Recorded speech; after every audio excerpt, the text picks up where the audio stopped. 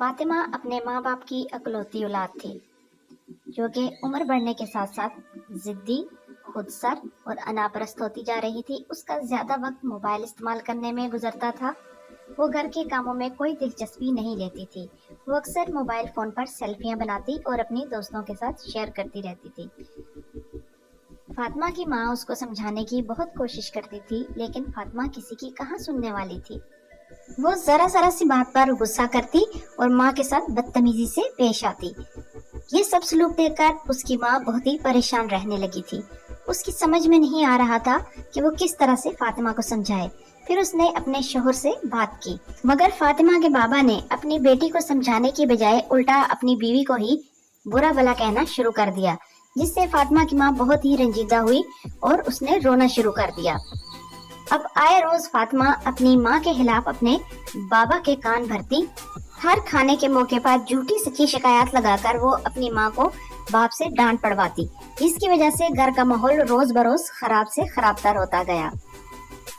اسی بیچ فاطمہ کے بابا کو ایک ہفتے کے لیے کاروبار کے سلسلے میں شہر سے باہر جانا پڑا۔ جب وہ واپس لوٹے تو فاطمہ نے رو کر انہیں بتایا کہ والدہ نے ان کی غیر موجودگی میں فاطمہ کو کھانے کو کچھ نہیں دیا۔ یہ بات سن کر جہاں فاطمہ کی ماں ہکا بکا اور پریشان تھی، تبھی فاطمہ نے رو کر آسمان سر پر اٹھا لیا، جس کی وجہ سے اس کے بابا طیش میں آ گئے اور انہوں نے اپنی بیوی کو مارنا پیٹنا شروع کر دیا۔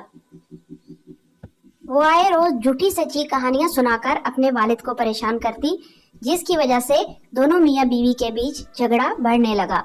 فاطمہ کی والدہ نے اپنے شوہر کو سمجھانے کی بہت کوشش کی کہ فاطمہ لاڈ پیار میں بگڑ چکی ہے، وہ خود سری میں ایسی باتیں کر رہی ہے، آپ اس کو پیار سے سمجھائیں، وہ مان جائے گی۔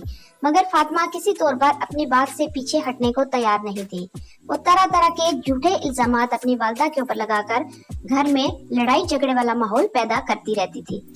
روز کے لڑائی جھگڑوں اور ڈانٹ ڈپٹ سے تنگ آ کر ایک دن فاطمہ کی ماں کو دل کا دورہ پڑ گیا اور اس طرح سے فاطمہ کی انا پرستی نے اس کی والدہ کی جان لے لی۔ کاش وہ وقت پر اپنے آپ کو سدھارنے کی کوشش کر لیتی تو ایسا نہ ہوتا۔